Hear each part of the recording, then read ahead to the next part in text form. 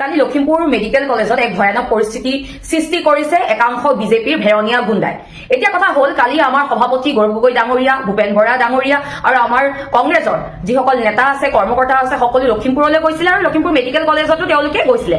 Lakhimpur medical কলেজৰ যোৱাৰ পিছত তাতে এগৰাকী মহিলা, তেওঁ নিজে আমাৰ সভাপতি ডাঙৰীয়া ভূপেন বৰা ডাঙৰীয়া তেওঁ নিজে তেওঁলোকৰ ওচৰলৈ আহিছে, মহিলাগৰাকী, আৰু আহি পেলাই কৈছে যে ইয়াত আহি কেনেকুৱা পালে, তেওঁ যেন মেডিকেল কলেজখনৰ তেওঁ প্ৰিন্সিপাল, তেওঁ যেন তাত চাকৰি কৰে। এতিয়া এটা কথা জানিব বিচাৰিছো, মহিলাগৰাকীক সুধিব বিচাৰিছো, বাইদেউ আপোনাৰ ভিডিঅ' আমি দেখিছো, তাত আপুনি বিভিন্ন সময়ত বিভিন্ন মতামত দিছে। প্ৰথমে কৈছে যে আপুনি সাধাৰণ ৰাইজ হিচাপে আহিছে, তাৰ পিছত কৈছে যে আপুনি চাকৰি কৰে, তাৰ পিছত আপুনি কৈছে যে বিজেপি কৰ্মকৰ্তা হয়। এতিয়া কথা আছে, যদি আপুনি তাত কৰ্মচাৰী হয় মেডিকেল কলেজখনত, তেনেহলে আপুনি চৰকাৰী কৰ্মচাৰী হয়। চৰকাৰী কৰ্মচাৰী হলে আপুনি বিজেপি জিন্দাবাদ, মানৱ ডেকা জিন্দাবাদ কেনেকে দিব পাৰে? আমাৰ মুখ্যমন্ত্ৰী বুলি কেনেকে কব পাৰে? আপুনি চৰকাৰী কৰ্মচাৰী হয়, আপুনি বিজেপি দলৰ কৰ্মচাৰী নহয়। চৰকাৰী যি ৰুল আছে সেইখিনি আপুনি জানে নে নাজানে? আৰু যদি আপুনি কৰ্মচাৰী নহয়, তেন্তে আপুনি কোনটো অধিকাৰত আপুনি আমাৰ সভাপতি ডাঙৰীয়াকে হওক বা আমাৰ যিসকল নেতা গৈছে, আপুনি যে সুধিছে ইয়াত আহি কেনেকুৱা পালে, কিয় আহিছে, আপুনি যে সুধিলে আপুনি অধিকাৰ ক'ত পালে? আপুনি প্ৰিন্সিপাল নে চুপাৰিনটেণ্ডেণ্ট নে আপুনি এডমিনিষ্ট্ৰেশ্যনটো তাত চাই, আপুনি সেইটো কথা আপুনি জনাওক। আপুনি যে আমাৰ সভাপতি ডাঙৰীয়া গৌৰৱ গগৈ ডাঙৰীয়াক আগুৰি যে আপুনি যে সুধিছে কথাবোৰ, সেই কালি আপুনি প্ৰধানমন্ত্ৰী ডাঙৰীয়াক আগুৰি কিয় নুসুধিলে? এপষ্টিন ফাইলৰ কথা কিয় নুসুধিলে? 6 জনগোষ্ঠী জনজাতিকৰণ কেতিয়া দিব বুলি প্ৰধানমন্ত্ৰী ডাঙৰীয়াক কিয় নুসুধিলে?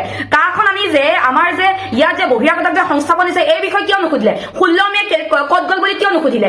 বাংলাদেশীক কিমান খেলিলে বুলি প্ৰধানমন্ত্ৰী ডাঙৰীয়াক কিয় নুসুধিলে? আৰু আপোনাৰ যদি ইমানেই সাহস আছে, আপুনি মুখ্যমন্ত্ৰী ডাঙৰীয়াক কিয় সোধা নাই যে নিবনুৱা সমস্যা কেতিয়া সমাধান কৰিব, মূল্য বৃদ্ধি কেতিয়া নিয়ন্ত্ৰণ কৰিব? কিয় আপুনি সোধা নাই? আপুনি আপোনাৰে মুখ্যমন্ত্ৰী, ঠিক আছে আপোনাৰ মুখ্যমন্ত্ৰী বাৰু, আপোনাৰ মুখ্যমন্ত্ৰী কিয় সোধা নাই বাৰু?